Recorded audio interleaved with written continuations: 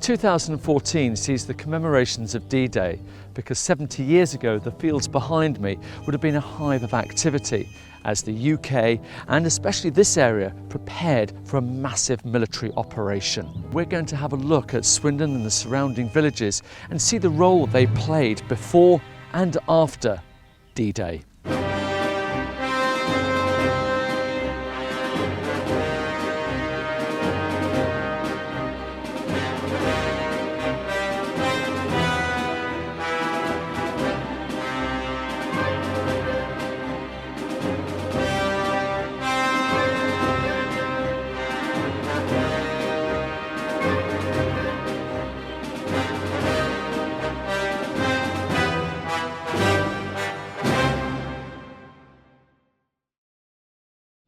One of those places is here, RAF Blake Hill Farm, just north of Cricklade.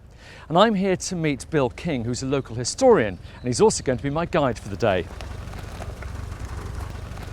Bill, great to see you. Hello, Alistair. What a great vehicle. Yes, she's not too bad, is she? Let me just climb out. Yeah, there we are. This is the wartime map, and what you can see here is here's Swindon. The significance is a north, south, east-west road net and a north-south, east-west rail net, all coming through Swindon. And so we have this hub of transport and communications. Most of the stuff that's actually coming down has got to go in somewhere or other through Swindon. Each one of these blue dots represents some type of military activity. The significance of Swindon is this clutch of airfields going out around here, roughly on a sort of 10 to 15 mile diameter coming out from Swindon. So if you can imagine sort of 7 to 8 miles south of Swindon, 7 to 8 miles north of Swindon, all that lot. First of all, we have the airborne forces. The airborne forces are the people who are going to drop or jump into Normandy. And they are the spearhead of the British and American invasions. So 101st Airborne along the Kennet Valley. North, up here, we have the British 6th Airborne, and the 6th Airborne are going to be jumping into the area around Caen, and the 101 are going to be jumping into the Cherbourg Peninsula. Into the fields around Blunsdon in the spring, April, May 44, there were several drops by British paratroopers who were simulating tasks that they were going to do. The bridges at Lechlade were actually simulating the bridges that the British Airborne would encounter at Pegasus Bridge in Normandy. The troops are scattered in the villages for accommodation purposes and things like this. And they were in the villages here to the south of Swindon. They were in Aldbourne, Ramsbury, Chiltern Foliat, and down into Hungerford and all around that area. And what I'd like to do, Alistair, is I just want to show you a little bit about what there is still up the road there, because that is the actual Blake Hill Farm airfield. We're now on the approach road into the airfield. So Bill, what are we actually looking at here? Well, this is the site of RAF Blake Hill Farm. It's a World War II airfield. It opened in March 1944, just 2 months before the invasion began. And so here we are on 3 runways laid out, huge amount of concrete, perimeter track surrounding the entire airfield, main runway running roughly east-west, going from here over towards that clump of trees on the horizon, and then a second runway running out there towards the southeast, and then another one running crosswise across here, running roughly north-south. And what sort of aircraft would have been taking off from here? Well, there were 2 RAF squadrons flying C-47, that's Douglas C-47 Dakotas, twin-engined, big transport aircraft, capable of carrying, when they're jumping paratroopers, full load of paratroopers, 18 to 20 men out of a stick of paratroopers. These are the 2 memorials that we have here. I'd like to tell you about this one first. This particular one is relevant to the period leading up to D-Day and immediately after D-Day. There are 2 badges here. This first one is the Army Air Corps. Now, the Army Air Corps were the glider pilots who actually flew the Horsa gliders. They were Army personnel, not RAF personnel. The people who piloted the aircraft were RAF personnel. So you have these 2 units here, and this one actually says, to the memory of the men of Glider Pilot Regiment who flew from this airfield, taking their glider-borne comrades into action with the 6th Airborne Division on D-Day, 6th of June, and with the 1st Airborne Division for the Battle of Arnhem. And of course that was the film, The Bridge Too Far. That's correct, yes. But that's 3 months ahead of D-Day. Yeah. And this one here obviously is to the aircrew, the people who actually flew from here. 233 Squadron particularly, and another squadron as well also came into on both of these on this airfield. Okay. So what do we have here? Well, this is a second memorial on this site. A few years ago, the Canadians actually came back here to Cricklade, and this memorial was put in place to commemorate their return to the airfield site, and it was unveiled by them. And a lovely Canadian maple but right behind. Absolutely, with a separate maple, and there's even a small plaque there to record that. So where are we off to next in our journey? We're now going to get in the Jeep, and I'd like you to come with me if you would, and we'll now go down to Aldbourne and have a look at some of the American presence on D-Day. Okay.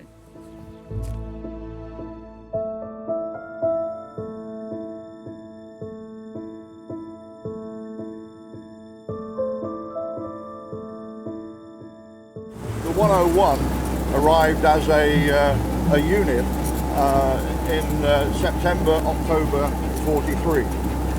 They were amazed because they landed in either Clydebank or in Liverpool, depending on which ship they came over on. And they then were put on a train, came all the way down through Scotland and into England, and they were brought down to the station at Aldbourne St George. They arrived at Aldbourne St George in the middle of the night. Waiting for them was a convoy of trucks, 6x6s. And they come to a little sleepy village like this, and some of them commented at the time that it was like waking up in a film set. We had to go to a mess hall away from the camp. Yeah. I don't remember where it was, but I remember that we had to carry our canteen and mess kit. What did you do in the evenings? You got a furlough into Swindon? Generally, you're too tired to do anything. So, of course, we got, like I said, we got into Swindon, went to dances, Yeah. and of course the taxi was probably £2 at the time. But by the time those guys got done with it, it was up to about £4. And you couldn't blame the taxi driver, so we didn't go as often as we'd like. Called inflation. So how many of you got into a taxi? How many did you manage to cram into a taxi? Oh boy, probably 6, 8. Yeah. Yeah, and the cars weren't very good, you know. These guys were really made to feel at home, as if this was part of their home. And as we come into the centre of Aldbourne, I know there's a bit of a story between the pubs. Who used which pub? Oh, fine. Well, there are the pubs here in the square and this area. This is the Crown, just across the road there.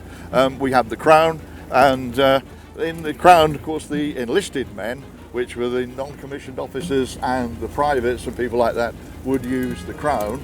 And the officers who were billeted just up here as well would use the Blue Boar. So they had a club. And never the twain should mix. No, that was the idea. Keep it clear from that point of view. Well, I think we should step back in time and maybe have a pint. Sounds like a good idea to me. Well, that was a nice point. No, it was very big good. question is, where did everyone live while they were here? Yeah, well, they were in a variety of accommodations. Some of them were in tented accommodations, some were Nissen huts, but some of them were in what was horse stables, the racing horse stables, and that's just down here on the left. Yes, this was where Easy Company were located, and in here there was a stable yard with stables around in almost a kind of a U shape. The officers were located here in the house, the Hightown house, and in the stables were the enlisted men, about 4 to a stable, and they found them quite comfortable. They said that it was some of the best accommodation they'd ever had since joining the army. And so they were here for around about, from September 43 through to June 44. After Normandy, they were brought back to England in July 44, and they then came back here to Aldbourne for a period of about another 6 weeks to rest, recuperate, regroup. Perhaps we can walk on down now to have a look in the Memorial Hall, because I'd like to show you something down there. What we're looking at here is three memorials. There's one to the 506th Parachute Infantry, who were the 501 PIR here, 506, and we've got the other one there to the 436th Troop Carrier Group, who were the group that operated from Membury, and they carried in paratroopers that night of D-Day. And the other one down here is from the US 101st Airborne Division Association, which is for the whole division.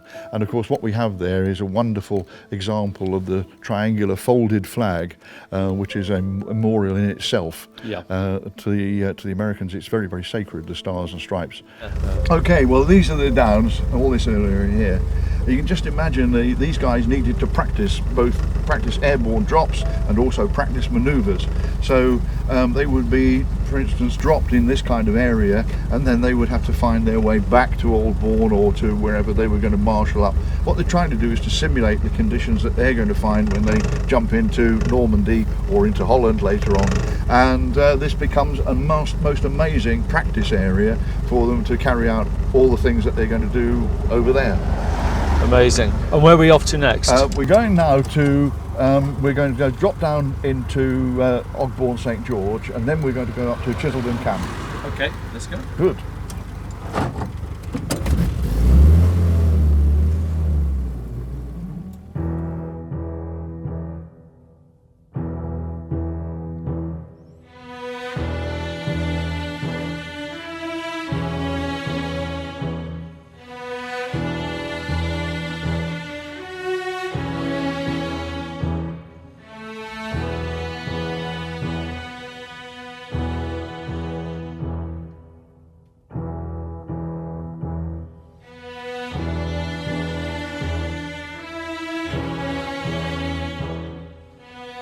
So this is Wroughton Airfield, Bill.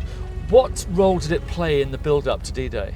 Quite a significant part, Alistair. Let me come on outside the Jeep and I'll show you. Okay.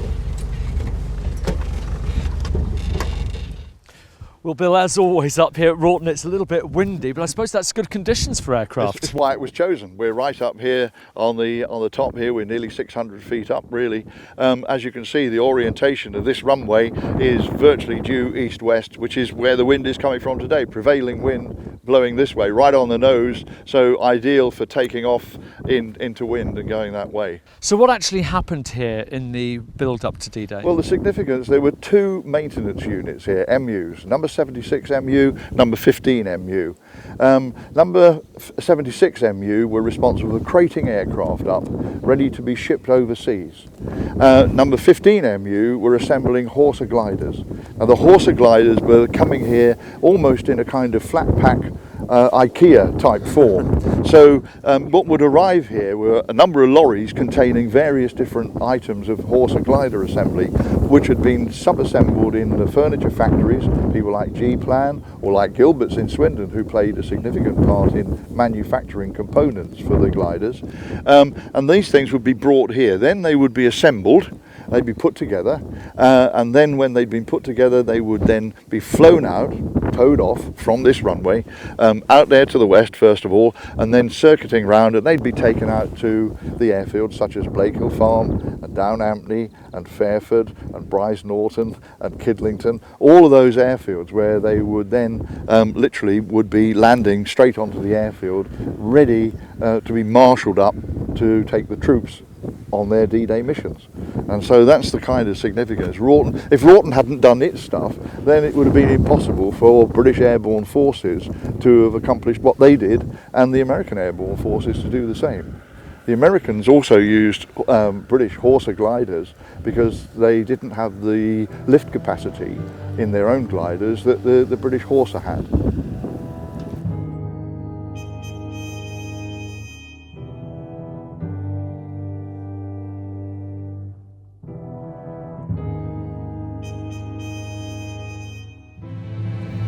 So summarising, Bill, Wroughton Airfield and the villages around Swindon and Swindon itself played a significant part in the D-Day preparations. Yes, they did. Everything from the civilian war effort and incorporating that into preparations for the military war effort. So the Swindon area was preparing all sorts of war materiel coming out of the factories, coming out of the aircraft factories, coming out of the railways, and then also being transported around on the railway system, which of course went through Swindon as a major crossing point. So major road net, major rail net.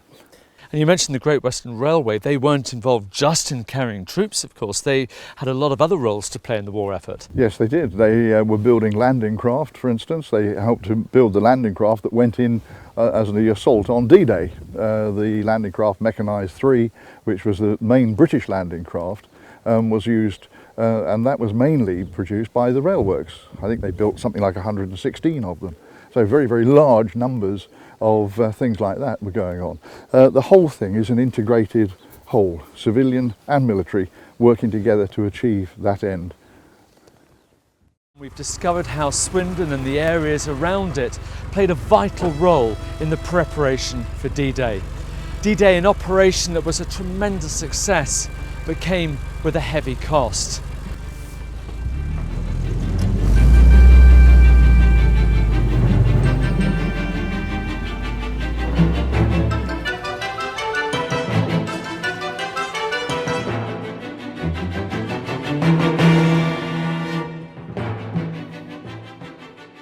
Alistair, I'd like to introduce you to David Bailey here, who is an expert on Chiseldon Camp, and he's a historian like myself.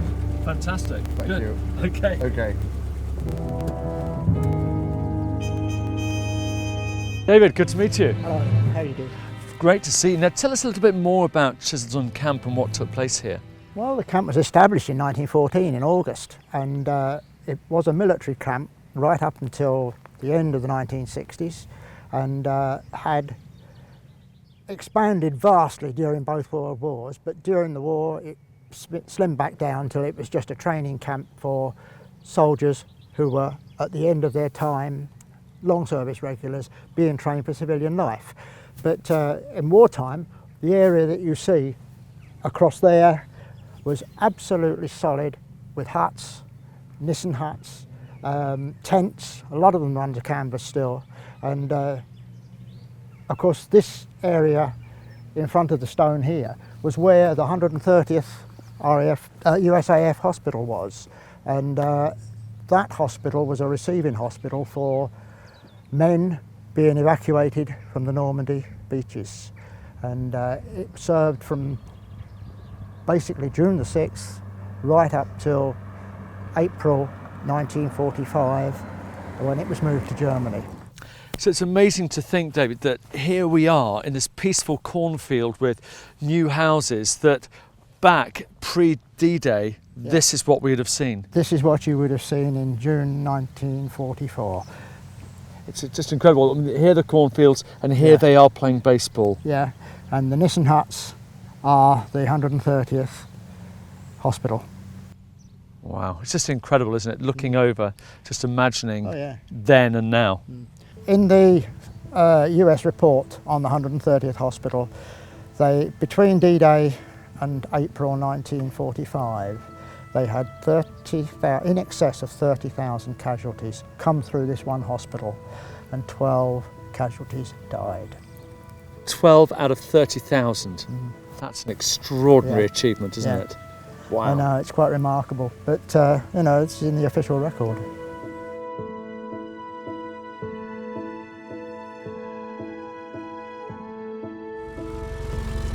Well, it was fascinating to meet David. What an amazing thought. Yes. How many people were here. So where are we off to next? We're now going to go to Lydiard Park, which was the site of one of the other station hospitals, and it gives you some idea about the number of hospitals that were around the Swindon area. Well, today, Bill, it's wonderful to come to Lydiard Park. Of course, the residents of Swindon will know it as a great recreational facility, but it was a very different picture here in the summer of 1944, wasn't it? Oh, absolutely. I mean, what you're looking at now, this sort of open parkland, beautiful open parkland, would have been a very large tented hospital here, enough to accommodate 1,100, 1,200 patients in bedded accommodation.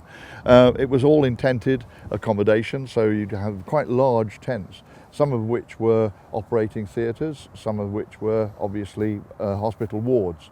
And the population of that hospital was the American medical staff. So you had American doctors, you had American nurses. They were all members of the American Army Nursing Corps. They were casevaced in, as you've heard, from Chiseldon and from Wroughton and from the other airfields. And they were brought into the camp here, having received basic attention in the dressing stations in Normandy. Well, we've got some great yes, pictures here, and here's a chap on his bicycle. What are in these tents? Okay, these are the accommodation tents. Now, this is for the staff of the hospital, not for the patients. Yes, these are exercises by the local Home Guard unit, and this is the British 2-pounder anti-tank gun. And here in the background, what you can see is the tented accommodation of the American personnel who were actually stationed here in the hospital. There was also a prisoner of war camp created. Now, that prisoner of war camp was created to accommodate both German and Italian prisoners. In the beginning, it was Italian prisoners who were accommodated here. But then after the invasion, German prisoners came back in very large numbers, and they had to be accommodated. And so consequently, what you have here, you have the staff of the POW side of things, and an interpreter. This is the British Army staff. Now, the British Army staff of the POW camp are here to actually impose military control over the prisoners of war. And so consequently it was guarded in the main by people from the Pioneer Corps or the Royal Army Service Corps, whose job it was literally to make sure that the prisoners didn't escape and that there was total military control over them. Well, thanks very much indeed, Bill. It's been absolutely fascinating, and it's great to be enriched about our history in the Swindon area. So thanks very much indeed. It's a great pleasure. Thank you. Thank you. And you know, it is amazing, isn't it? You know, Swindon has always had a place in history, whether it's been the railways, and indeed, as we found out in World War I and World War II, and what a pivotal role Swindon and the surrounding villages made before, during and after D-Day. Thanks for watching. Any chance for lift back, Bill? Yes, I think I can manage that. Thanks. Yes.